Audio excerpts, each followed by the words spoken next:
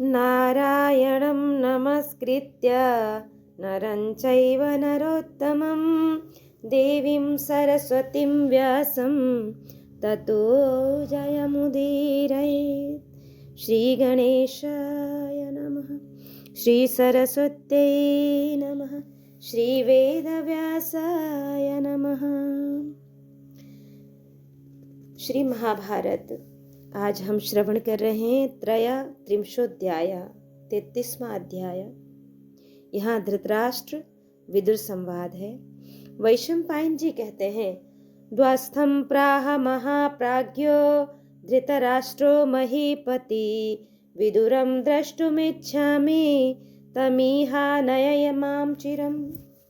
जन्मेजय संजय के चले जाने पर महाबुद्धिमान राजा धृतराष्ट्र ने द्वारपाल से कहा, मैं विदुर से मिलना चाहता हूँ, उन्हें यहाँ शीघ्र बुला लाओ।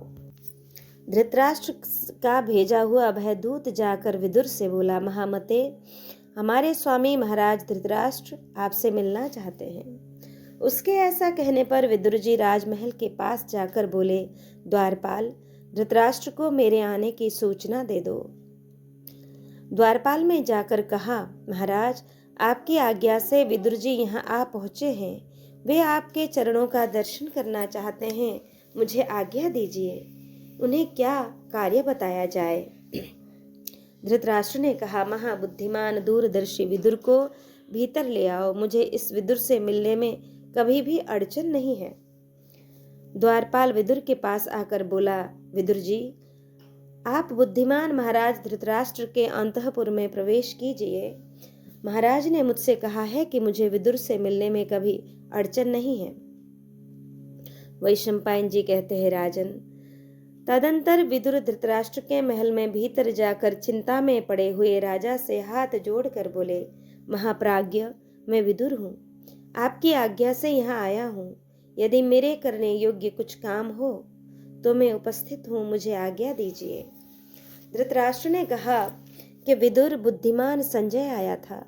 वह मुझे भला बुरा कहकर चला गया। कल सभा में वह अजात शत्रु युधिष्ठिर के वचन सुनाएगा। आज मैं उस कुरुवीर युधिष्ठिर की बात न जान सका, यही मेरे अंगों को जला रहा है और इसी ने मुझे अब तक जगा रखा है। तात, मैं चिंता से जलता हुआ अभी तक जग रहा हूँ। मेरे लिए जो कल्याण की बात समझो वह कहो, क्योंकि हम लोगों में तुम ही धर्म और अर्थ के ज्ञान में निपुण हो।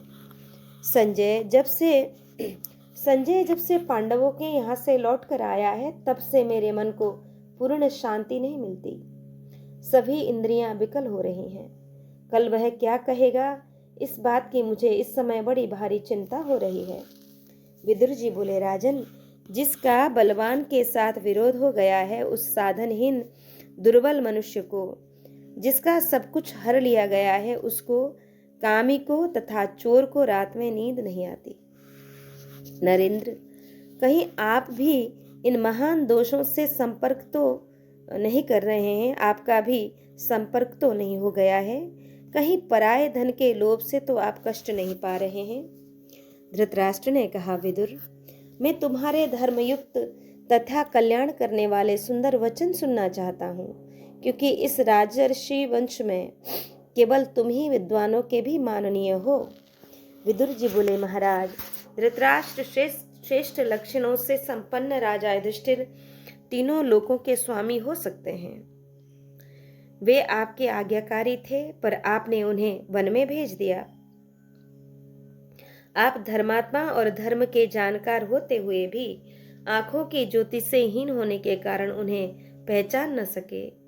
इसी से उनके अत्यंत विपरीत हो गए और उन्हें राज्य का भाग देने में आपकी सम्मति नहीं हुई। युधिष्ठिर में क्रूरता का अभाव, दया, धर्म, सत्य तथा पराक्रम है। वे आप में पूज्य बुद्धि रखते हैं। इन्हीं सद्गुणों के कारण वे सोच विचार कर चुपचाप बहुत से क्लेश सह रहे हैं। आप दुर्योधन, शकुनी, कर्ण तथा दुशासन जैसे अयोग्य व्यक्तियों पर राज्य का भार रखकर कैसे कल्याण चाहते हैं? अपने वास्तविक स्वरूप का ज्ञान, उद्योग, दुख सहने की शक्ति और धर्म में स्थिरता, ये गुण जिस मनुष्य को पुरुषार्थ से च्युत नहीं करते, वही पंडित कहलाता है। जो अच्छे कर्मों का सेवन करता और बुरे कर्मों से दूर रहता है, साथ ही जो आस्तिक और श्रद्धालु है, उसके वे सद्गुण पंडित होने के लक्षण हैं। क्रोध, हर्ष, गर्व, लज्जा, उद्दंडता तथा अपने को पूज्य समझना, ये भाव जिसको पुरुषार्थ से भ्रष्ट नहीं करते, वही पंडित कहलाता है। दूसरे लोग जिसके कर्तव्य, सलाह और पहले से किए हुए विचार को नहीं जानते, बल्कि काम पूरा होने पर ही जानते हैं, वही पंडित कहलाता है। सर्दी, गर्मी, भय, अनुराग, संपत्ति अथवा दरिद्रता, ये जिसके कार्य में विघ्न नहीं डालते, वही पंडित कहलाता है। जिसकी लौकिक बुद्धि धर्म और अर्थ का ही अनुसरण करती है और जो भोग को छोड़कर पुरुषार्थ का ही वर्ण करता है, वही पंडित कहलाता है। विवेक पूर्ण बुद्धि वाले पुरुष शक्ति के अनुसार काम करने की इच्छा रखते हैं और करते भी हैं, तथा किसी वस्तु को तुच्छ समझकर उसकी अवहेलना नहीं करते। विद्वान पुरुष किसी विषय को देर तक सुनता है, किंतु शीघ्र ही समझ लेता है। समझकर बुद्धि कर्तव्य बुद्धि से पुरुषार्थ में प्रवृत्त होता है, काम से नहीं। बिना पूछे दूसरे के विषय में व्यर्थ कोई बात नहीं करता है। उसका यह स्वभाव पंडित की मुख्य पहचान है। पंडितों की सी बुद्धि रखने वाले मनुष्य दुर्लभ वस्तु की कामना नहीं करते, खोई हुई वस्तु के विषय में शोक करना नहीं चाहते और विपत्ति में पड़कर घबराते नहीं हैं। जो पहले निश्चय करके फिर कार्य का आरंभ करता है, कार्य के बीच में नहीं रुकता, समय को व्यर्थ नहीं जाने देता और चित्त को वश में रखता है, वही पंडित कहलाता है। भरत कुलभूषण, पंडित जन श्रेष्ठ कर्मों में रुचि रखते हैं, उन्नति के कार्य करते हैं तथा भलाई करने वालों में दोष नहीं निकालते। जो अपना आदर होने पर हर्ष के मारे फूल नहीं उठता, अनादर से संतप्त नहीं होता तथा गंगा जी के हृदय गहरे गर्त के समान जिसके चित्त को क्षोभ नहीं होता, वही पंडित कहलाता है। जो मनुष्य भौतिक पदार्थों की असलियत का ज्ञान रखने वाला, सब कार्यों के करने का ढंग जानने वाला तथा मनुष्यों में सबसे बढ़कर उपाय का जानकार है, वह मनुष्य पंडित कहलाता है। जिसकी वाणी कहीं रुकती नहीं, जो विचित्र ढंग से बातचीत करता है, तर्क में निपुण और प्रतिभाशाली है तथा जो ग्रंथ के तात्पर्य को शीघ्र बता सकता है, वह पंडित कहलाता है। जिसकी विद्या बुद्धि का अनुसरण करती है और बुद्धि विद्या का तथा जो शिष्ट पुरुषों की मर्यादा का उल्लंघन नहीं करता, वह पंडित की संज्ञा पा सकता है। बिना पढ़े ही गर्व करने वाले, दरिद्र होकर भी बड़े बड़े मनोरथ करने वाले और बिना काम किए ही धन पाने की इच्छा रखने वाले मनुष्य को पंडित लोग मूर्ख कहते हैं। जो अपना कर्तव्य छोड़कर दूसरे के कर्तव्य का पालन करता है तथा मित्र के साथ असत आचरण करता है, वह मूर्ख कहलाता है। जो न चाहने वालों को चाहता है और चाहने वालों को त्याग देता है तथा जो अपने से बलवान के साथ वैर बांधता है, उसे मूढ़ विचार का मनुष्य कहते हैं। जो शत्रु को मित्र बनाता है और मित्र से द्वेष करते हुए उसे कष्ट पहुंचाता है तथा सदा बुरे कर्मों का आरंभ किया करता है, उसे मूढ़ चित्त वाले कहते हैं। भरत श्रेष्ठ, जो अपने कामों को व्यर्थ ही फैलाता है, सर्वत्र संदेह करता है तथा शीघ्र होने वाले काम में भी देर लगाता है, वह मूढ़ है। जो पितरों का श्राद्ध और देवताओं का पूजन नहीं करता तथा जिसे सुहृद मित्र नहीं मिलता, उसे मूढ़ चित्त वाला कहते हैं। मूढ़ चित्त वाला अधम मनुष्य बिना बुलाए ही भीतर चला आता है, बिना पूछे ही बहुत बोलता है तथा अविश्वसनीय मनुष्य पर भी विश्वास करता है। स्वयं दोषयुक्त वर्ताव करते हुए भी जो दूसरे पर उसके दोष बताकर आक्षेप करता है तथा जो असमर्थ होते हुए भी व्यर्थ का क्रोध करता है, वह मनुष्य महामूर्ख है। जो अपने बल को न समझकर बिना काम किए ही धर्म और अर्थ से विरुद्ध तथा न पाने योग्य वस्तु की इच्छा करता है, वह पुरुष इस संसार में मूढ़ बुद्धि कहलाता है। यहाँ उपास्ते के स्थान पर उपासते, यह प्रयोग आर्ष समझना चाहिए। राजन, जो अनाधिकारी को उपदेश देता और शून्य की उपासना करता है तथा जो कृपण का आश्रय लेता है, उसे मूढ़ चित्त वाले कहते हैं। जो बहुत धन, विद्या तथा ऐश्वर्य को पाकर भी उद्दंडता पूर्वक नहीं चलता, वह पंडित कहलाता है। जो अपने द्वारा भरण पोषण के योग्य व्यक्तियों को बिना बांटे अकेले ही उत्तम भोजन करता और अच्छा वस्त्र पहनता है, उससे बढ़कर क्रूर कौन होगा। मनुष्य अकेला पाप कर धन कमाता है और धन का उपभोग बहुत से लोग करते हैं। उपभोग करने वाले तो दोष से छूट जाते हैं, पर उसका कर्ता दोष का भागी होता है। किसी धनुर्धर वीर के द्वारा छोड़ा हुआ बाण संभव है एक को भी मारे या न मारे, परंतु बुद्धिमान द्वारा प्रवृत्त की हुई बुद्धि राजा के साथ साथ संपूर्ण राष्ट्र का विनाश कर सकती है। एक बुद्धि से 2 कर्तव्य और अकर्तव्य का निश्चय करके 4 सामदान भेद दंड से 3 शत्रु, मित्र तथा उदासीन को वश में कीजिए। 5 इंद्रियों को जीत कर 6 संधि, विग्रह, यान, आसान, द्वैधिभाव और समाश्रय रूप गुणों को जानकर तथा 7 स्त्री, जुआ, मृगया, मध्य, कठोर वचन, दंड की कठोरता और अन्याय से धनोपार्जन छोड़कर सुखी हो जाइए। विषय का रस पीने वाले को ही मारता है, विषय रस एक पीने वाले को ही मारता है।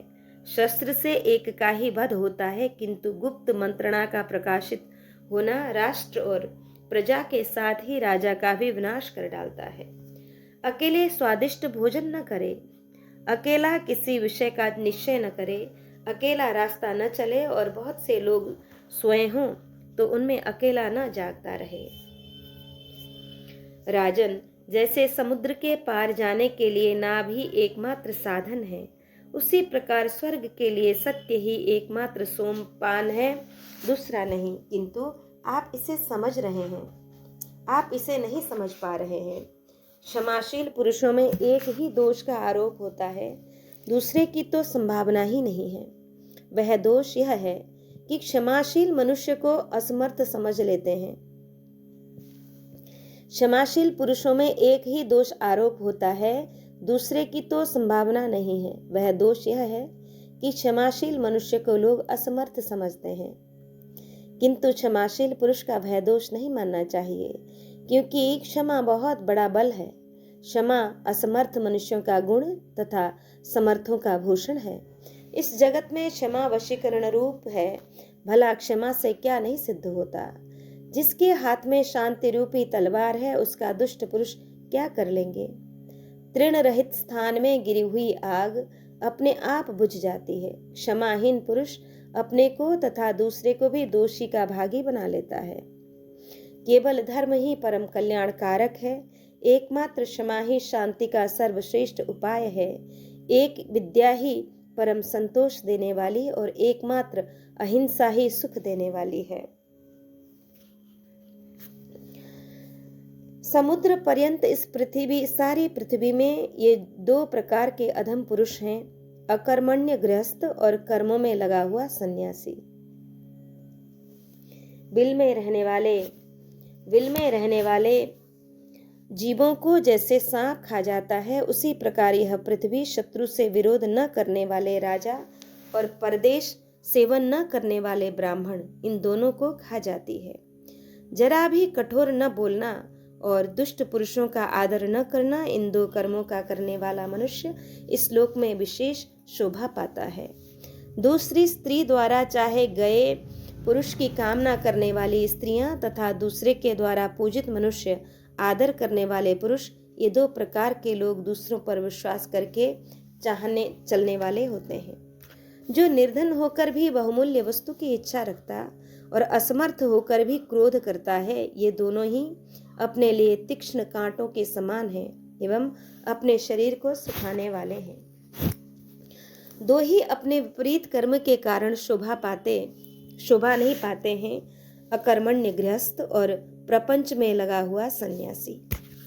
राजन, ये 2 प्रकार के पुरुष स्वर्ग के भी ऊपर स्थान पाते हैं। शक्तिशाली होने पर क्षमा करने वाला और निर्धन होने पर भी दान देने वाला। न्यायपूर्वक उपार्जित किए हुए धन के दो ही दुरुपयोग समझने चाहिए, अपात्र को देना और सत्पात्र को न देना।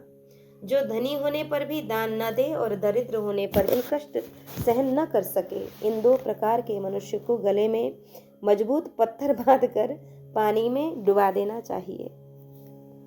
पुरुष श्रेष्ठ, ये दो प्रकार के पुरुष सूर्य मंडल को भेद कर ऊर्ध्व गति को प्राप्त होते हैं। योग युक्त सन्यासी और संग्राम में शत्रुओं के सन्मुख युद्ध करके मारा गया योद्धा। भरत श्रेष्ठ, मनुष्यों की कार्य सिद्धि के लिए उत्तम, मध्यम और अधम, ये तीन प्रकार के न्यायानुकूल उपाय सुने जाते हैं, ऐसा वेदवेत्ता विद्वान कहते हैं। राजन, उत्तम, मध्यम और अधम, ये तीन प्रकार के पुरुष होते हैं, उनको यथायोग्य तीन ही प्रकार के कर्मों में लगना चाहिए। राजन, तीन ही धन के अधिकारी नहीं माने जाते, स्त्री, पुत्र तथा दास।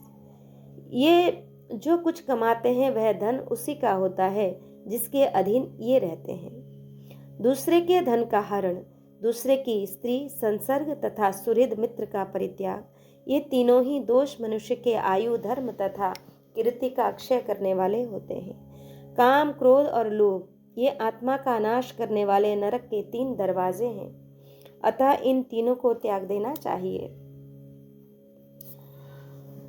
भारत, वरदान पाना, राज्य की प्राप्ति और पुत्र का जन्म, ये तीन एक और शत्रु के कष्ट से छूटना यह एक और, वे तीन और एक बराबर ही हैं।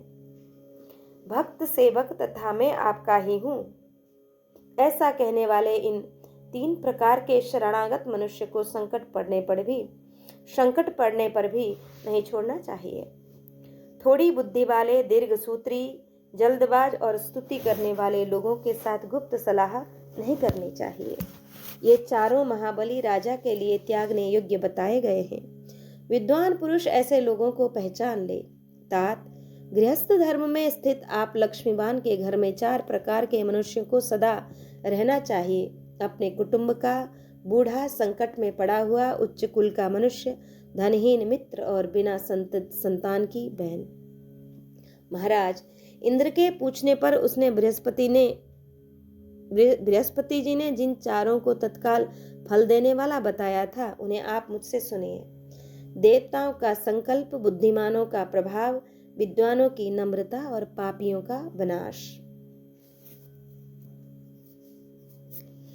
चार कर्म भय को दूर करने वाले हैं, किंतु वे ही यदि ठीक तरह से संपादित न हो तो भय प्रदान करते हैं। वे कर्म हैं आदर के साथ अग्निहोत्र, आदर पूर्वक मौन का पालन, आदर पूर्वक स्वाध्याय और आदर के साथ यज्ञ का अनुष्ठान।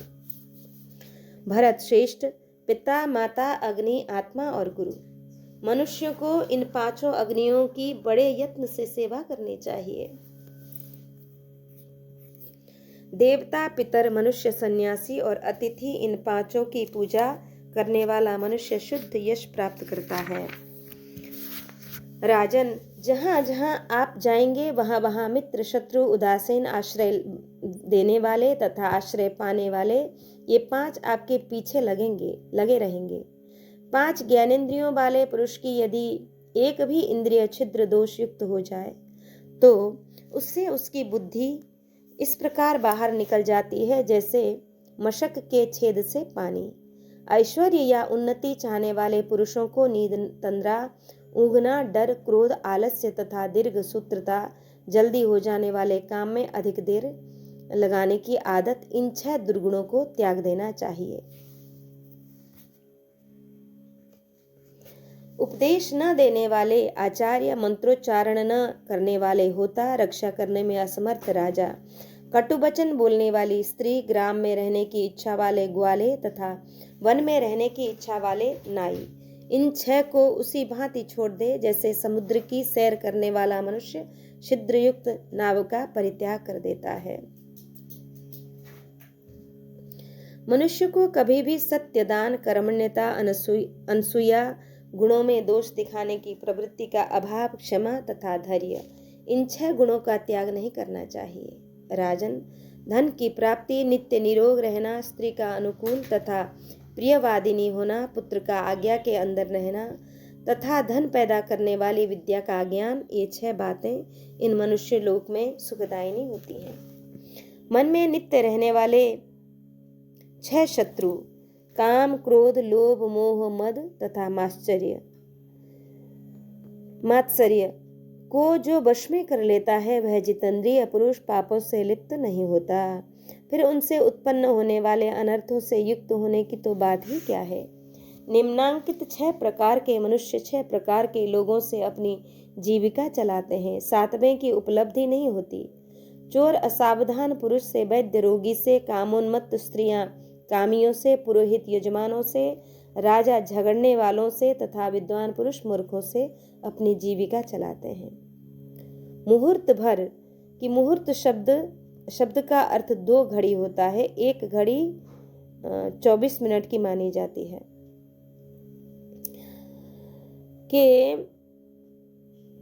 मुहूर्त भर भी देख रेख न करने से गौ सेवा, खेती, स्त्री विद्या तथा शूद्रों से मेल, ये 6 चीजें नष्ट हो जाती हैं। ये 6 प्रायः सदा अपने पूर्व उपकार की सम्मान नहीं करते हैं। शिक्षा समाप्त हो जाने पर शिष्य आचार्य का, विवाहित बेटे माता का, काम वासना की शांति हो जाने पर पुरुष स्त्री का, कृतकार्य मनुष्य सहायक का, नदी की दुर्गम धारा पार कर लेने वाले पुरुष नाव का तथा रोगी पुरुष रोग छूटने के बाद वैद्य का। राजन, निरोग रहना, ऋणी न होना, परदेश में न रहना, अच्छे लोगों के साथ मेल होना, आपकी वृत्ति से जीविका चलना और निर्भय होकर रहना, ये 6 मनुष्य लोक के सुख हैं। ईर्ष्या करने वाला, घृणा करने वाला, असंतोषी, क्रोधी, सदा शंकित रहने वाला और दूसरे के भाग्य पर जीवन निर्वाह करने वाला, ये 6 सदा दुखी रहते हैं। स्त्री विषयक आसक्ति, जुआ, शिकार, मद्यपान, वचन की कठोरता, अत्यंत कठोर दंड देना और धन का दुरुपयोग करना, ये 7 दुखदायी दोष राजा को सदा त्याग देने चाहिए। इनसे दृढ़मूल राजा भी प्रायः नष्ट हो जाते हैं। विनाश के मुख में पड़ने वाले मनुष्य के 8 पूर्व चिन्ह हैं। प्रथम तो वह ब्राह्मणों से द्वेष करता है, फिर उनके विरोध का पात्र बनता है, ब्राह्मणों का धन हड़प लेता है, उनको मारना चाहता है, ब्राह्मणों की निंदा में आनंद मानता है, उनकी प्रशंसा सुनना नहीं चाहता, यज्ञ यज्ञादि में उनका स्मरण नहीं करता तथा मांगने पर उनमें दोष निकालने लगता है। इन सब दोषों को बुद्धिमान मनुष्य समझे और समझकर त्याग दे। भारत, मित्रों से समागम, अधिक धन की प्राप्ति, पुत्र का आलिंगन, मैथुन में संलग्न होना, समय पर प्रिय वचन बोलना, अपने वर्ग के लोगों में उन्नति, अभिष्ट वस्तु की प्राप्ति और जन समाज में सम्मान, ये 8 हर्ष के सार दिखाई देते हैं और ये ही अपने लौकिक सुख के भी साधन होते हैं। बुद्धि, कुलीनता, इंद्रिय निग्रह, शास्त्र ज्ञान, पराक्रम, अधिक न बोलना, शक्ति के अनुसार दान और कृतज्ञता, ये 8 गुण पुरुष की ख्याति बढ़ा देते हैं। जो विद्वान पुरुष आंख, कान आदि 9 दरवाजे वाले 3 सत्व, रज तथा तम रूपी खंभों वाले 5 ज्ञानेंद्रिय रूप साक्षी वाले आत्मा के निवास स्थान, इस शरीर रूपी गृह को तत्व से जानता है, वह बहुत बड़ा ज्ञानी है। महाराज धृतराष्ट्र, 10 प्रकार के लोग धर्म के तत्व को नहीं जानते, जो उनके नाम सुनिए। नशे में मतवाला, असावधान, पागल, थका हुआ, क्रोधी, भूखा, जल्दबाज, लोभी, भयभीत और कामी, ये 10 हैं। अतः इन सब लोगों में विद्वान पुरुष आसक्त न होवे। इसी विषय में असुरों के राजा प्रहलाद ने सुधनवा के साथ अपने पुत्र के प्रति कुछ उपदेश दिया था। नीतिज्ञ लोग उस पुरातन इतिहास का उदाहरण देते हैं। जो राजा काम और क्रोध का त्याग करता है और सुपात्र को धन देता है, विशेषज्ञ है, शास्त्रों का ज्ञाता है, कर्तव्य को शीघ्र पूरा करने वाला है, उसके व्यवहार और वचनों को सब लोग प्रमाण मानते हैं।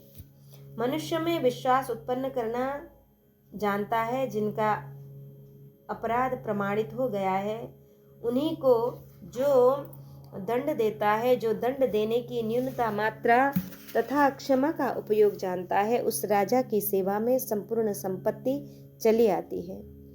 जो किसी दुर्बल का अपमान नहीं करता, सदा सावधान रहकर शत्रु के साथ बुद्धिपूर्वक व्यवहार करता है, बलवानों के साथ युद्ध पसंद नहीं करता तथा समय आने पर पराक्रम दिखाता है, वह धीर है।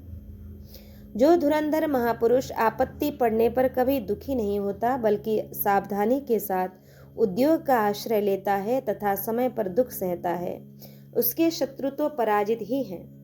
जो घर छोड़कर निरर्थक विदेशवास, पापियों से मेल, परस्त्री गमन, पाखंड, चोरी, चुगलखोरी तथा मदिरापान, इन सब का सेवन नहीं करता, वह सदा सुखी रहता है। जो क्रोध या उतावली के साथ धर्म, अर्थ तथा काम का आरंभ नहीं करता, पूछने पर यथार्थ बात ही बतलाता है, मित्र के लिए झगड़ा नहीं पसंद करता, आदर न पाने पर क्रुद्ध नहीं होता, विवेक नहीं खो बैठता, दूसरों के दोष नहीं देखता, सब पर दया करता है, समर्थ होते हुए किसी की जमानत नहीं देता, बढ़कर नहीं बोलता तथा विवाद को सह लेता है, ऐसा मनुष्य सब जगह प्रशंसा पाता है। जो कभी उद्दंड का सावेश नहीं बनाता, दूसरों के सामने अपने पराक्रम की श्लाघा नहीं करता, क्रोध से व्याकुल होने पर भी कटु वचन नहीं बोलता, उस मनुष्य को लोग सदा ही प्यारा बना लेते हैं। जो शांत हुई वैर की आग को फिर प्रज्वलित नहीं करता, गर्व नहीं करता, हीनता नहीं दिखाता तथा विपत्ति में पड़ा हूं ऐसा सोचकर अनुचित काम नहीं करता, उस उत्तम आचरण वाले पुरुष को आर्यजन सर्वश्रेष्ठ कहते हैं। जो अपने सुख में प्रसन्न नहीं होता, दूसरे के दुख के समय हर्ष नहीं मानता और दान देकर पश्चाताप नहीं करता, वह सज्जनों में सदाचारी कहलाता है। जो मनुष्य देश के व्यवहार, अवसर तथा जातियों के धर्मों को तत्व से जानना चाहता है, उसे उत्तम अधम का विवेक हो जाता है। वह जहाँ कहीं भी जाता है, सदा महान जनसमूह पर अपनी प्रभुता स्थापित कर लेता है। जो बुद्धिमान दंभ, मोह, मात्सर्य, पाप, कर्म, राजद्रोह, चुगलखोरी, समूह से बैर और मतवाले, पागल तथा दुर्जनों से विवाद छोड़ देता है, वह श्रेष्ठ है। जो दान, होम, देव पूजन, मांगलिक कर्म, प्रायश्चित तथा अनेक प्रकार के लौकिक आचार, इन नित्य किए जाने योग्य कर्मों को करता है, देवता लोग उसके अभ्युदय की सिद्धि करते हैं। जो अपने बराबर वालों के साथ विवाह, मित्रता, व्यवहार तथा बातचीत करता है, हीन पुरुषों के साथ नहीं और गुणों में बढ़े चढ़े पुरुषों को सदा आगे रखता है, उस विद्वान की नीति श्रेष्ठ नीति है। जो अपने आश्रितों को बांटकर थोड़ा ही भोजन करता है, बहुत अधिक काम करके भी थोड़ा सोता तथा मांगने पर जो मित्र नहीं है उन्हें भी धन देता है, उस मनस्वी पुरुष को सारे अनर्थ दूर से ही छोड़ देते हैं। जिसके अपनी इच्छा के अनुकूल और दूसरों की इच्छा के विरुद्ध कार्य को दूसरे लोग कुछ भी नहीं जान पाते, मंत्र गुप्त रहने और अभिष्ट कार्य का ठीक ठीक संपादन होने के कारण उसका थोड़ा भी काम बिगड़ने नहीं पाता। जो मनुष्य संपूर्ण भूतों को शांति प्रदान करने में तत्पर, सत्यवादी, कोमल, दूसरों को आदर देने वाला तथा पवित्र विचार वाला होता है, वह अच्छी खान से निकले और चमकते हुए श्रेष्ठ रत्न की भांति अपनी जाति वालों में अधिक प्रसिद्धि पाता है। जो स्वयं ही अधिक लज्जाशील है, वह सब लोगों में श्रेष्ठ समझा जाता है। वह अपने अनंत तेज, शुद्ध हृदय एवं एकाग्रता से युक्त होने के कारण कांति में सूर्य के समान शोभा पाता है। अंबिका नंदन, मृगरूपधारी किंदम ऋषि के शाप से दग्ध राजा पांडु के जो 5 पुत्र वन में उत्पन्न हुए, वे 5 इंद्रों के समान शक्तिशाली हैं। उन्हें आपने ही बचपन से पाला और शिक्षा दी है, वे भी आपकी आज्ञा का पालन करते रहते हैं। तात उन्हें उनका न्यायोचित राज्य भाग देकर आप अपने पुत्रों के साथ आनंदित होते हुए सुख भोगिए। नरेंद्र, ऐसा करने पर आप देवताओं तथा मनुष्यों की आलोचना के विषय नहीं रह जाएंगे। धृतराष्ट्र बोले, जाग्रतो दैहमानस्य यत् कार्यमनुपश्यसि तद्ब्रूहि त्वं हि नस्तात धर्मार्थ कुशलो यसी। तात, मैं चिंता से जलता हुआ अभी तक जाग रहा हूँ। तुम मेरे करने योग्य जो कार्य समझो उसे बताओ, क्योंकि हम लोगों में तुम ही धर्म और अर्थ के ज्ञान में निपुण हो।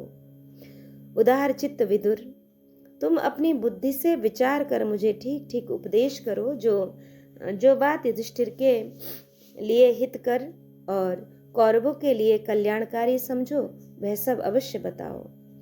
विद्वन, मेरे मन में अनिष्ट की आशंका बनी रहती है, इसलिए मैं सर्वत्र अनिष्ट ही देखता हूँ। अतः व्याकुल हृदय से मैं तुमसे पूछ रहा हूँ, अजात शत्रु युधिष्ठिर क्या चाहते हैं, सो सब ठीक ठीक बताओ। विदुर जी ने कहा, राजन, मनुष्य को चाहिए कि वह जिसकी पराजय नहीं चाहता उसको बिना पूछे भी अच्छी अथवा बुरी, कल्याण करने वाली या अनिष्ट करने वाली जो भी बात हो बता दे। इसलिए राजन, जिससे समस्त कौरवों का हित हो मैं वही आपसे बात कहूंगा। मैं जो कल्याणकारी एवं धर्मयुक्त वचन कह रहा हूँ आप उन्हें ध्यान देकर सुने। भारत असत उपायों, अन्याय पूर्वक युद्ध एवं द्यूत आदि का प्रयोग करके जो कपटपूर्ण कार्य सिद्ध होते हैं उनमें आप मन मत लगाइए। इसी प्रकार अच्छे उपायों का उपयोग करके सावधानी के साथ किया गया कोई कर्म यदि सफल न हो तो बुद्धिमान पुरुष को उसके लिए मन में ग्लानि नहीं करनी चाहिए। किसी प्रयोजन से किए गए कर्मों में पहले प्रयोजन को समझ लेना चाहिए। खूब सोच विचार कर काम करना चाहिए। जल्दबाजी से किसी काम का आरंभ नहीं करना चाहिए। धीर मनुष्य को उचित है कि पहले कर्मों का प्रयोजन और परिणाम तथा अपनी उन्नति का विचार करके फिर काम आरंभ करे या न करे।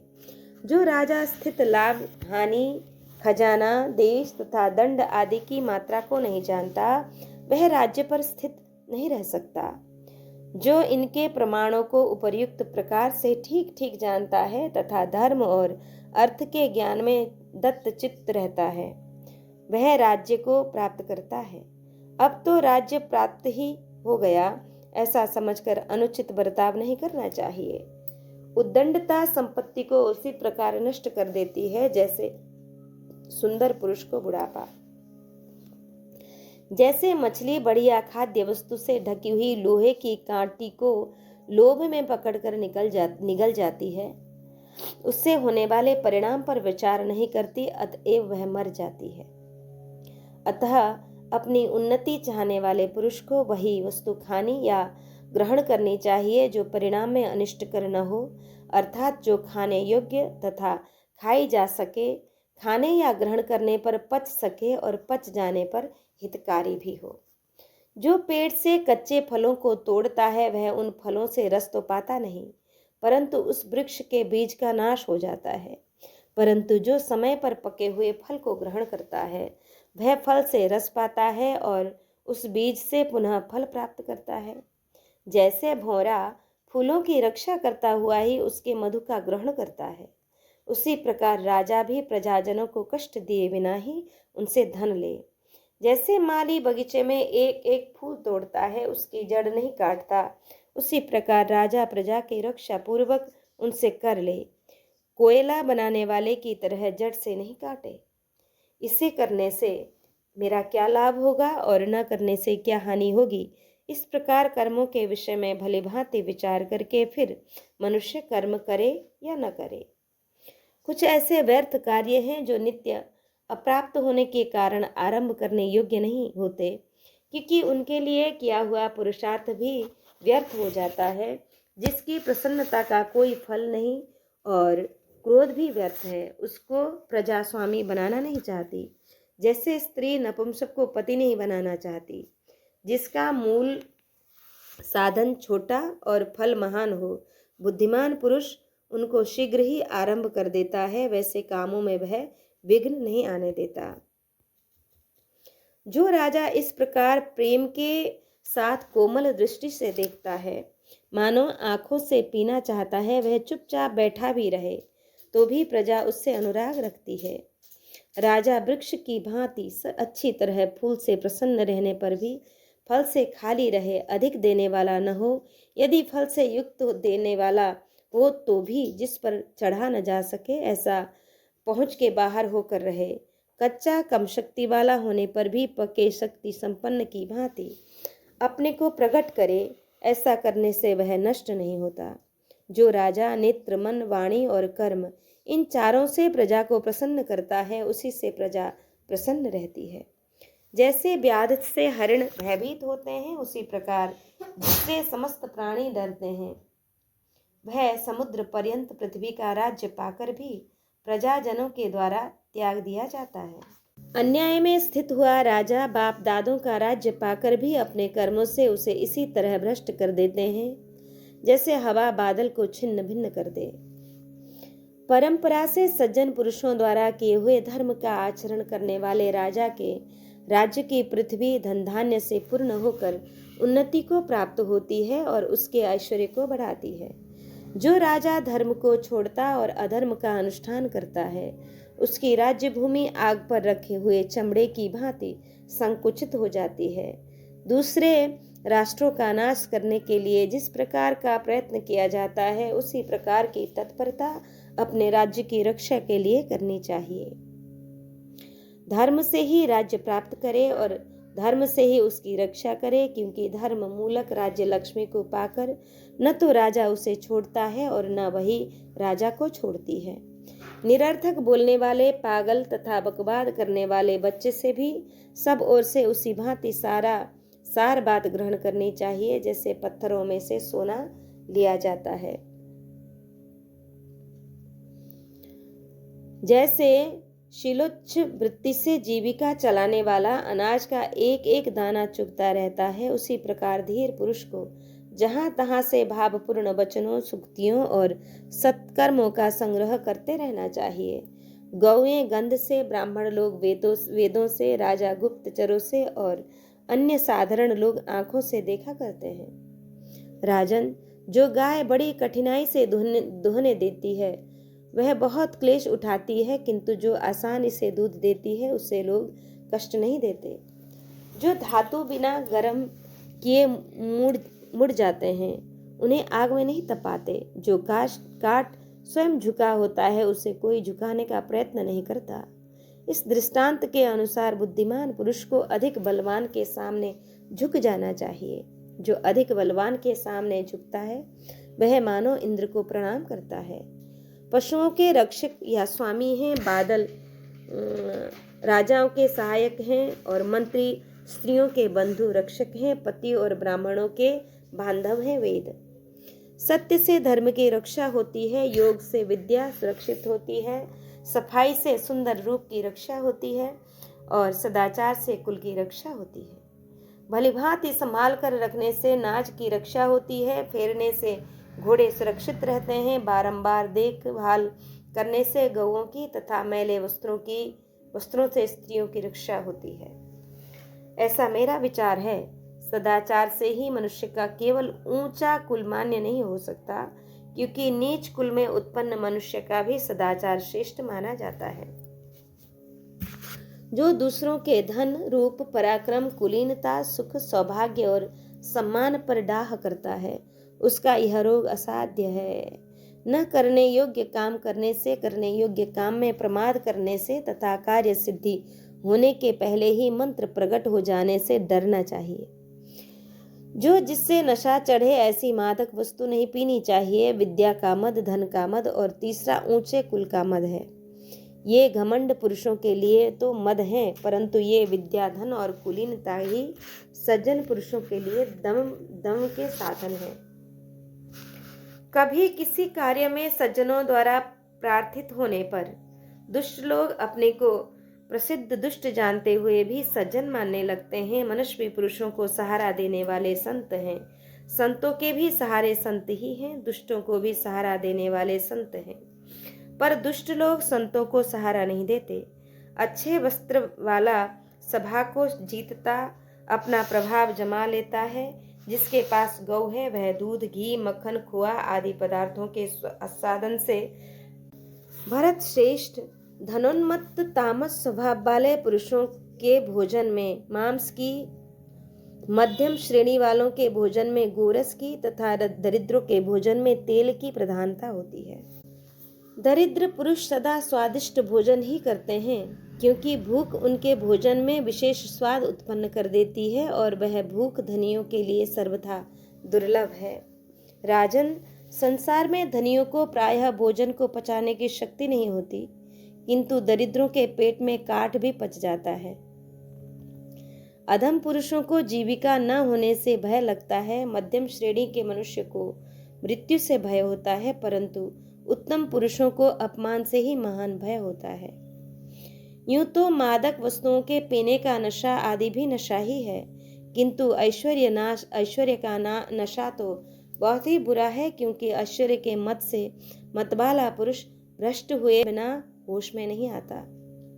वश में न होने के कारण विषयों में रमने वाली इंद्रियों से यह संसार उसी भांति कष्ट पाता है जैसे सूर्य आदि ग्रहों से नक्षत्र तिरस्कृत हो जाते हैं। जो मनुष्य जीवों को वश में करने वाली सहज 5 इंद्रियों से जीत लिया गया, उसकी आपत्तियां शुक्ल पक्ष के चंद्रमा की भांति बढ़ती हैं। इंद्रियों सहित मन को जीते बिना ही जो मंत्रियों को जीतने की इच्छा करता है या मंत्रियों को अपने अधीन किए बिना शत्रु को जीतना चाहता है, उस अजितेंद्रिय पुरुष को सब लोग त्याग देते हैं।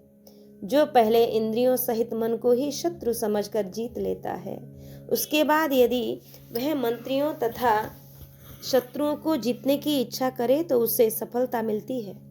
इंद्रियों तथा मन को जीतने वाले, अपराधियों को दंड देने वाले और जांच परख कर काम करने वाले धीर पुरुष की लक्ष्मी अत्यंत सेवा करती है। राजन, मनुष्य का शरीर रथ है, बुद्धि सारथी है, इंद्रियां इसके घोड़े हैं। इनको वश में करके सावधान रहने वाला चतुर एवं धीर पुरुष काबू में किए हुए घोड़ों से रथी की भांति सुखपूर्वक संसार पथ का अतिक्रमण करता है। शिक्षा न पाए हुए तथा काबू में न आने वाले घोड़े जैसे मूर्ख सारथी को मार्ग में मार गिराते हैं, वैसे ही ये इंद्रियां वश में न रहने पर पुरुष को मार डालने में भी समर्थ होती हैं। इंद्रियों को वश में न रखने के कारण अर्थ को अनर्थ और अनर्थ को अर्थ समझकर अज्ञानी पुरुष बहुत बड़े दुख को भी सुख मान बैठता है।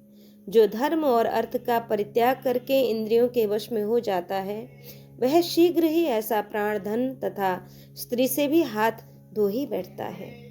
जो अधिक धन का स्वामी होकर भी इंद्रियों पर अधिकार नहीं रखता, वह इंद्रियों को वश में न रखने के कारण ही ऐश्वर्य से भ्रष्ट हो जाता है। मन, बुद्धि और इंद्रियों को अपने अधीन कर अपने से ही अपने आत्मा को जानने की इच्छा करे, क्योंकि आत्मा ही अपना बंधु और आत्मा ही अपना शत्रु है।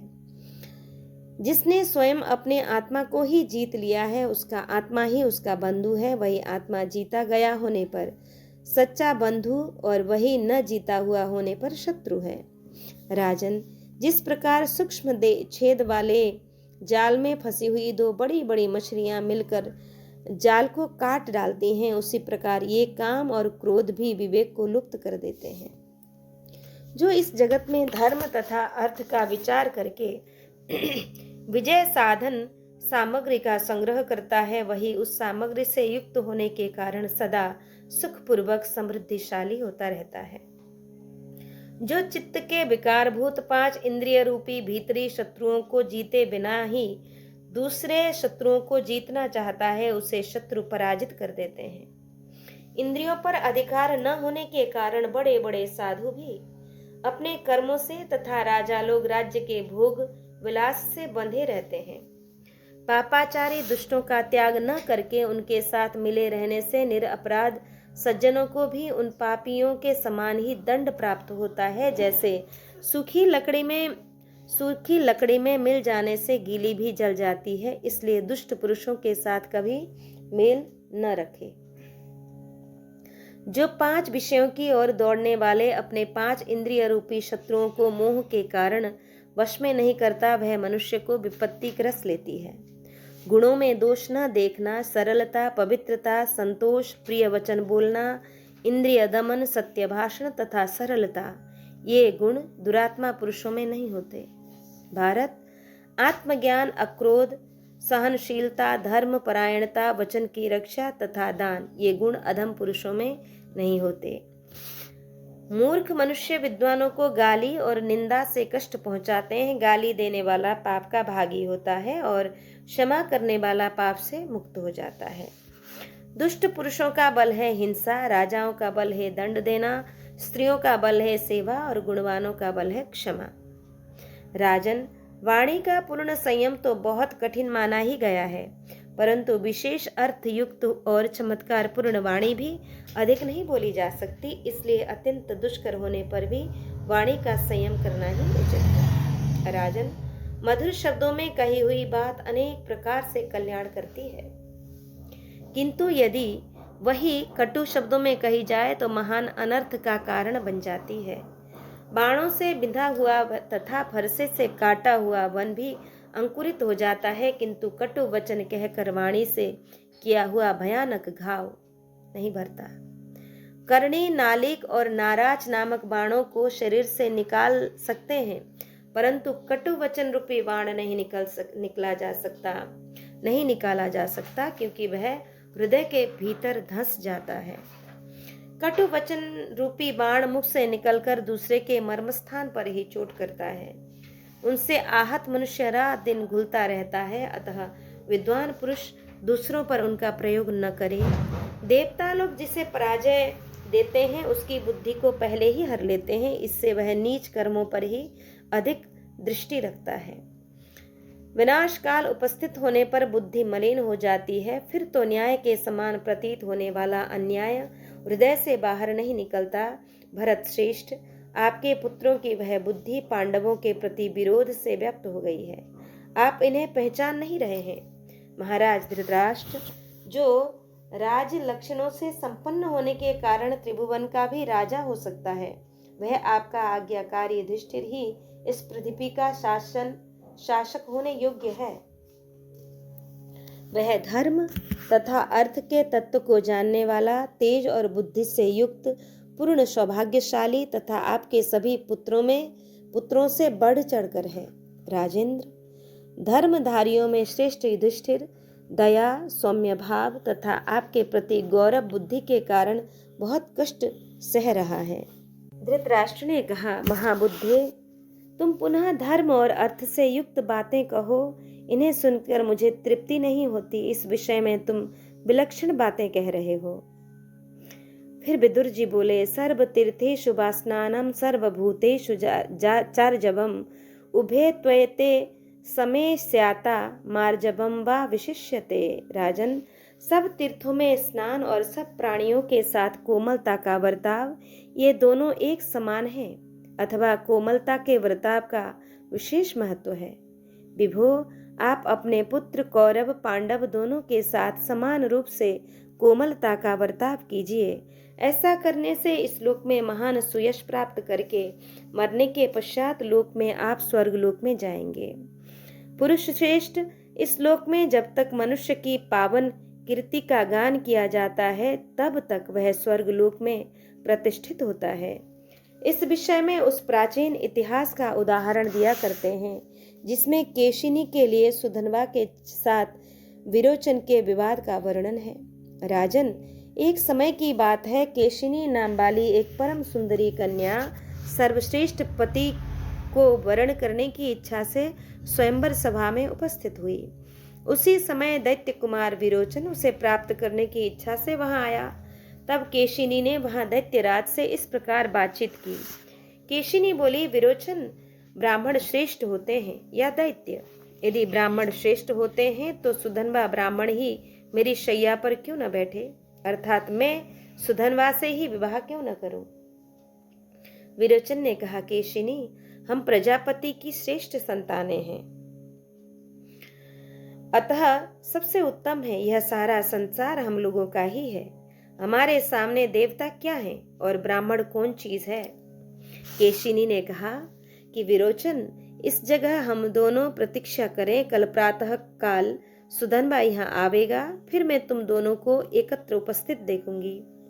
विरोचन बोला, कल्याणी, तुम जैसा कहती हो वही करूंगा। भीरु, प्रातः काल तुम मुझे और सुधनवा को एक साथ उपस्थित देखोगी। विदुर जी कहते हैं, राजाओं में श्रेष्ठ धृतराष्ट्र। इसके बाद जब रात बीती और सूर्यमंडल का उदय हुआ, उस समय सुधनवा उस स्थान पर आया जहां विरोचन केशिनी के साथ उपस्थित था। भरत श्रेष्ठ, सुधनवा प्रहलाद कुमार विरोचन और केशिनी के पास आया। ब्राह्मण को आया देख केशिनी उठ खड़ी हुई और उसने उसे आसन, पाद्य और अर्घ्य निवेदन किया। सुधनवा बोला, प्रहलाद नंदन, मैं तुम्हारे इस सुवर्णमय सुंदर सिंहासन को केवल छू लेता हूँ, तुम्हारे साथ इस पर बैठ नहीं सकता, क्योंकि ऐसा होने से हम दोनों एक समान हो जाएंगे। विरोचन ने कहा, सुधनवन, तुम्हारे लिए तो पीढ़ा, चटाई या कुश का आसन उचित है। तुम मेरे साथ बराबर के आसन पर बैठने योग्य हो ही नहीं। सुधनवा ने कहा, विरोचन, पिता और पुत्र एक साथ एक आसन पर बैठ सकते हैं। 2 ब्राह्मण, 2 क्षत्रिय, 2 वृद्ध और 2 वैश्य और 2 शूद्र भी एक साथ बैठ सकते हैं, किंतु दूसरे कोई भी व्यक्ति परस्पर एक साथ नहीं बैठ सकते। तुम्हारे पिता प्रहलाद नीचे बैठकर ही उच्चासन पर आसीन हुए मुझ सुधनवा की सेवा किया करते हैं। तुम अभी बालक हो, घर में सुख से पले हो, अतः तुम्हें इन बातों का कुछ भी ज्ञान नहीं है। विरोचन बोला, सुधनवन, हम असुरों के पास जो कुछ भी सोना, गौ, घोड़ा आदि धन है, उसकी मैं बाजी लगाता हूँ। अब हम तुम दोनों चलकर जो इस विषय के जानकार हो, उनसे पूछें कि हम दोनों में कौन श्रेष्ठ है। सुधनवा बोला, विरोचन, सुवर्ण गाय और घोड़ा तुम्हारे ही पास रहे। हम दोनों प्राणों की बाजी लगाकर जो जानकार हो उससे पूछें। विरोचन ने कहा, अच्छा, प्राणों की बाजी लगाने के पश्चात हम दोनों कहाँ चलेंगे? मैं तो न देवताओं के पास जा सकता हूँ और न कभी मनुष्य से ही निर्णय करा सकता हूँ। तब सुधनवा बोला, प्राणों की बाजी लग जाने पर हम दोनों तुम्हारे पिता के पास चलेंगे। मुझे विश्वास है कि प्रहलाद अपने बेटे के जीवन के लिए भी झूठ नहीं बोल सकते। विदुर जी कहते हैं, राजन, इस तरह बाजी लगाकर परस्पर क्रुद्ध हो विरोचन और सुधनवा दोनों उस समय वहां गए जहां प्रहलाद थे। प्रहलाद ने मन ही मन कहा, जो कभी भी एक साथ नहीं चलते थे, वे दोनों ही सुधनवा और विरोचन आज सांप की तरह क्रुद्ध होकर एक ही राह से आते दिखाई देते हैं। फिर प्रकट रूप में विरोचन से कहा, विरोचन, मैं तुमसे पूछता हूँ, क्या सुधनवा के साथ तुम्हारी मित्रता हो गई? फिर कैसे एक साथ आ रहे हो? पहले तो तुम दोनों कभी एक साथ नहीं चलते थे।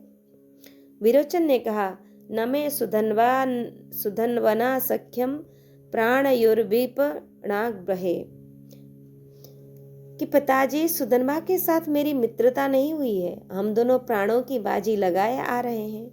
मैं आपसे यथार्थ बात पूछता हूँ, मेरे प्रश्न का झूठा उत्तर न दीजिएगा। प्रहलाद ने कहा, सेवकों, सुधनवा के लिए जल और मधुपर्क भी लाओ। फिर सुधनवा से कहा, ब्राह्मण, तुम मेरी पूजनीय अतिथि हो। मैंने तुम्हें दान करने के लिए खूब मोटी ताजी सफेद गौ रख रखी है। सुधनवा बोला, प्रहलाद, जल और मधुपर्क तो मुझे मार्ग में ही मिल गया है। तुम तो जो मैं पूछ रहा हूँ उस प्रश्न का ठीक ठीक उत्तर दो। ब्राह्मण श्रेष्ठ हैं अथवा विरोचन? प्रहलाद बोले, ब्राह्मण, मेरे एक ही पुत्र है और इधर तुम स्वयं उपस्थित हो। भला तुम दोनों के विवाद में मेरे जैसा मनुष्य कैसे निर्णय दे सकता है? सुधनवा बोला, मतिमन, तुम्हारे पास गौ तथा दूसरा जो कुछ भी प्रिय धन हो वह सब अब अपने अवसर पुत्र विरोचन को दे दो, परंतु अब हम दोनों के विवाद में तो तुम्हें ठीक ठीक उत्तर ही देना चाहिए। प्रहलाद ने कहा, सुधनवन, अब मैं तुमसे यह बात पूछता हूँ, जो सत्य न बोले अथवा असत्य निर्णय करे, ऐसे दुष्ट वक्ता की क्या स्थिति होती है? सुधनवा बोला, सौत वाली स्त्री, जुए में हारे हुए जुआरी और भार ढोने से व्यथित शरीर वाले मनुष्य की रात में जो स्थिति होती है, वही स्थिति उल्टा न्याय देने वाले वक्ता की भी होती है। जो झूठा निर्णय देता है वह राजा नगर में कैद होकर बाहरी दरवाजे पर भूख का कष्ट उठाता हुआ बहुत से शत्रुओं को देखता है। अपने स्वार्थ के वशीभूत हो पशु के लिए झूठ बोलने से 5 गौ के लिए झूठ बोलने पर 10 घोड़े के लिए, असत्य भाषण करने पर 100 पीढ़ियों को, और मनुष्य के लिए झूठ बोलने पर 1000 पीढ़ियों को मनुष्य नरक में गिरता है। सुवर्ण के लिए झूठ बोलने वाला अपनी भूत और भविष्य सभी पीढ़ियों को नरक में गिराता है। पृथ्वी तथा स्त्री के लिए झूठ बोलने वाला तो अपना सर्वनाश ही कर लेता है। इसलिए तुम भूमि या स्त्री के लिए कभी झूठ न बोलना। प्रहलाद ने कहा, विरोचन, सुधनबा के पिता अंगिरा मुझसे श्रेष्ठ हैं। सुधनबा तुमसे श्रेष्ठ है, इसकी माता तुम्हारी माता से श्रेष्ठ हैं, अतः तुम आज सुधनबा के द्वारा जीते गए। विरोचन, अब सुधनबा तुम्हारे प्राणों का स्वामी है। सुधनवन, अब यदि तुम दे दो तो मैं विरोचन को पाना चाहता हूं। सुधनबा बोला, प्रहलाद, तुमने धर्म को ही स्वीकारा है, स्वार्थवश झूठ नहीं कहा है, इसलिए अब तुम्हारे इस दुर्लभ पुत्र को फिर तुम्हें दे रहा हूं। प्रहलाद, तुम्हारे पुत्र विरोचन को मैंने पुनः तुम्हें दे दिया, किंतु अब यह कुमारी केशिनी के निकट चलकर मेरे पैर धोवे। विदुर जी कहते हैं, इसलिए राजेंद्र, आप पृथ्वी के लिए झूठ न बोलें। बेटे के स्वार्थवश सच्ची बात न कहकर पुत्र और मंत्रियों के साथ विनाश के मुख में न जाएं। देवता लोग चरवाहों की तरह डंडा लेकर किसी का पहरा नहीं देते। वे जिसकी रक्षा करना चाहते हैं उसे उत्तम बुद्धि से युक्त कर देते हैं। मनुष्य जैसे जैसे कल्याण में मन लगाता है वैसे ही वैसे उसके सारे अभिष्ट सिद्ध होते हैं, इसमें तनिक भी संशय नहीं है।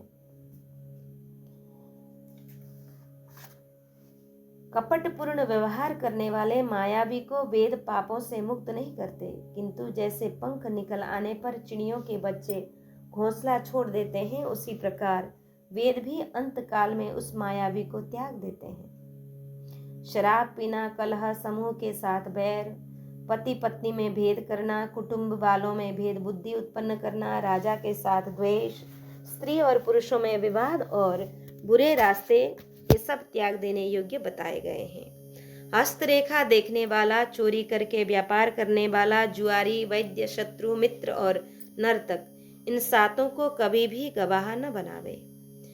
आदर के साथ अग्निहोत्र, आदर पूर्वक मौन का पालन, आदर पूर्वक स्वाध्याय और आदर के साथ यज्ञ का अनुष्ठान, ये 4 कर्म भय को दूर करने वाला है। किंतु वे ही यदि ठीक तरह से संपादित न हो तो भय प्रदान करने वाले होते हैं। घर में आग लगाने वाला, विष देने वाला, जारज, संतान की कमाई खाने वाला, सोमरस बेचने वाला, शस्त्र बनाने वाला, चुगली करने वाला, मित्रद्रोही, परस्त्री लंपट, गर्भ की हत्या करने वाला, गुरु स्त्रीगामी, ब्राह्मण होकर शराब पीने वाला, अधिक तीखे स्वभाव वाला, कौवे की तरह काएं काएं करने वाला, नास्तिक, वेद की निंदा करने वाला, ग्राम पुरोहित, भ्रात्य, क्रूर तथा शक्तिमान होते हुए भी मेरी रक्षा करो, इस प्रकार कहने वाले शरणागत का जो वध करता है, ये सब के सब ब्रह्म हत्यारों के समान हैं। भ्रात्य, यज्ञोपवीतहीन, पिता का पुत्र, उपनयन संस्कार का समय व्यतीत होने पर भी यज्ञोपवीत रहित, विवाहित होने पर भी यज्ञोपवीत रहित, ये 3 प्रकार के भ्रात्य कहे गए हैं। जलती हुई आग से सुवर्ण की पहचान होती है। सदाचार से, सत्पुरुष की, व्यवहार से श्रेष्ठ पुरुष की, भय प्राप्त होने पर शूर की, आर्थिक कठिनाइयों में धीर की और अधिक कठिन विपत्ति में शत्रु एवं मित्र की परीक्षा होती है। बुढ़ापा, सुंदर रूप को आशा, धीरता को मृत्यु, प्राणों को असूया, गुणों में दोष देखने वाला स्वभाव, धर्माचरण को क्रोध लक्ष्मी को, नीच पुरुषों की सेवा सत्यभाव को, काम लज्जा को और अभिमान सर्वस्व को नष्ट कर देते हैं। शुभ कर्मों से लक्ष्मी की उत्पत्ति होती है, प्रगल्भता से वह बढ़ती है, चतुरता से वह जड़ जमा लेती है और संयम से सुरक्षित रहती है। 8 गुण पुरुष की शोभा बढ़ाते हैं। बुद्धि, कुलीनता, दम, शास्त्र ज्ञान, पराक्रम, बहुत न बोलना, यथाशक्ति दान देना और कृतज्ञ होना। तात, एक गुण ऐसा है जो इन सभी महत्वपूर्ण गुणों पर हठात अधिकार जमा लेता है। जिस समय राजा किसी मनुष्य का सत्कार करता है, उस समय यह एक ही गुण राज सम्मान सभी गुणों से बढ़कर शोभा पाता है। राजन, मनुष्य में ये 8 गुण स्वर्गलोक का दर्शन कराने वाले हैं। इनमें 4 तो संतों के साथ नित्य संबंध है, उनमें सदा विद्यमान रहते हैं, और 4 का सज्जन पुरुष अनुसरण करते हैं। यज्ञ, दान, शास्त्रों का अध्ययन और तप, ये 4 सज्जनों के साथ नित्य संबद्ध हैं, और इंद्रिय निग्रह, सत्य, सरलता तथा कोमलता, इन 4 का संत लोग अनुसरण करते हैं। यज्ञ, अध्ययन, दान, तप, क्षमा, सत्य, दया और निर्लोभता, ये धर्म के 8 प्रकार के मार्ग बताए गए हैं। इनमें से पहले 4 का तो कोई दंभी पुरुष भी दम्भ के लिए सेवन कर सकता है, परंतु अंतिम 4 तो जो महात्मा नहीं है उनमें रह ही नहीं सकते। जिन सभा में बड़े बूढ़े नहीं, वह सभा नहीं। जो धर्म की बात न कहे वो बूढ़े नहीं। जिसमें सत्य नहीं वह धर्म नहीं, और जो कपट से पूर्ण हो वह सत्य नहीं है। सत्य, विनय की मुद्रा, शास्त्राज्ञान, विद्या, कुलीनता, शील, बल, धन, शूरता और चमत्कार पूर्ण बात कहना, ये 10 स्वर्ग के हेतु हैं। पाप कीर्ति वाला निंदित मनुष्य पापाचरण करता हुआ पाप के फल को ही प्राप्त करता है, और पुण्य कीर्ति वाला प्रशंसित मनुष्य पुण्य करता हुआ अत्यंत पुण्य फल का ही उपभोग करता है। इसलिए प्रशंसित व्रत का आचरण करने वाले पुरुष को पाप नहीं करना चाहिए, क्योंकि बारंबार किया हुआ पाप बुद्धि को नष्ट कर देता है। जिसकी बुद्धि नष्ट हो जाती है वह मनुष्य सदा पाप ही करता रहता है। इसी प्रकार बारंबार किया हुआ पुण्य बुद्धि को बढ़ाता है। जिसकी बुद्धि बढ़ जाती है वह मनुष्य सदा पुण्य ही करता है। इस प्रकार पुण्य कर्मा मनुष्य पुण्य करता हुआ पुण्य लोक को ही जाता है। इसलिए मनुष्य को चाहिए कि वह सदा एकाग्र चित्त होकर पुण्य का ही सेवन करे। गुणों में दोष देखने वाला, मर्म पर आघात करने वाला, निर्दयी, शत्रुता करने वाला और शठ मनुष्य पाप का आचरण करता हुआ शीघ्र ही महान कष्ट को प्राप्त होता है।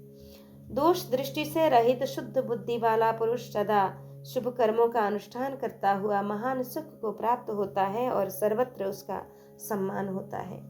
जो बुद्धिमान पुरुषों से सतबुद्धि प्राप्त करता है वही पंडित है, क्योंकि बुद्धिमान पुरुष ही धर्म और अर्थ को प्राप्त कर अनायास ही अपनी उन्नति करने में समर्थ होता है। दिन भर में ही वह कार्य कर ले जिससे रात में सुख से रह सके, और 8 महीनों में वह कार्य कर ले जिससे वर्षा के 4 महीने सुख से व्यतीत कर सके। पहली अवस्था में वह काम करे जिससे वृद्धावस्था में सुखपूर्वक रह सके, और जीवन भर वह कार्य करे जिससे मरने के बाद भी परलोक में सुख से रह सके। सज्जन पुरुष पच जाने पर अन्न की, निष्कलंक यौवन बीत जाने पर स्त्री की, संग्राम जीत लेने पर शूर की, और संसार सागर को पार करने पर तपस्वी की प्रशंसा करते हैं। अधर्म से प्राप्त हुए धन के द्वारा जो दोष छिपाया जाता है वह तो छिपता नहीं, परंतु दोष छिपाने के कारण उससे भिन्न और नया दोष प्रकट हो जाता है। अपने मन और इंद्रियों को वश में करने वाले शिष्यों के शासक गुरु हैं, दुष्टों के शासक राजा हैं, और छिपे छिपे पाप करने वाले के शासक सूर्य पुत्र यमराज हैं। ऋषि, नदी, वंश एवं महात्माओं का तथा स्त्रियों के दुष्चरित्र का उत्पत्ति स्थान नहीं जाना जा सकता। राजन, ब्राह्मणों की सेवा पूजा में संलग्न रहने वाला, दाता, कुटुंबी जनों के प्रति कोमलता का बर्ताव करने वाला और शीलवान राजा चिरकाल तक पृथ्वी का पालन करता है। शूर, विद्वान और सेवा धर्म को जानने वाले ये 3 प्रकार के मनुष्य पृथ्वी रूप लता से सुवर्ण रूपी पुष्प का संचय करते हैं।